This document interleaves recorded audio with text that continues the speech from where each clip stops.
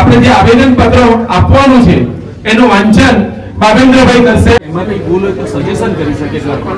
સ્પીચમાંથી suggestion અંદર આવશે. ચેનલમાં તમારું સ્વાગત છે. આ પૂરગ્રસ્ત ગામોનો અવાજ છે.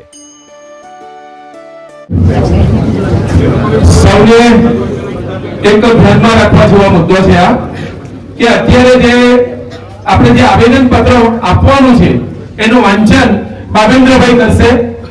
એટલા માટે સૌને ધ્યાન આપવાનું છે કે ત્યાર પછી સૌથી પહેલા સરપંચોની આપણે સલાહ સૂચનો લઈશું. પછી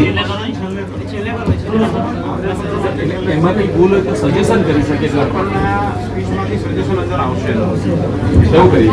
ઓકે, ચાલો. તો આ સરપંચોને પહેલા આપણે સ્થાન આપીએ છીએ અને પછી આપણે એને જે આવેદન પત્રનો મુસદ્દો છે એને રજૂ કરીશું. પરંતુ આવેદન પત્રનો મુસદ્દા પર તમારે એટલા માટે ધ્યાન આપવાનું છે કે તમારું કોઈ સજેશન હોય તો તમારા જે કઈ ગામના પ્રતિનિધિ આવેલા હોય, અહીંયા હજારો માણસો છે, હજારો માણસોના સજેશનમાં તો સાંજ પડી જાય, પરંતુ જે એક મુખ્ય વ્યક્તિ હોય એને રજૂ કરીને આપણી સામે રજૂ કરશે એવી વિનંતી છે. જિલ્લા પંચાયત પેલા બોલાવો. જિલ્લા પંચાયત પ્રોટોકોલ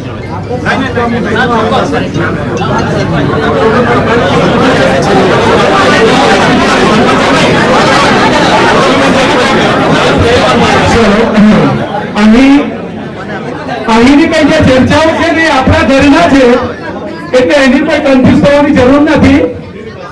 હા, મનીષભાઈ આપણે કઈ દૂરના નથી, આપણા એમના ઘરે પાણી આવેલું એટલે મનીષભાઈ પહેલા રજૂઆત કરે કે છેલ્લા એક નથી. તો સરપંચોને વિનંતી કરીશ, એમાં સૌથી પહેલા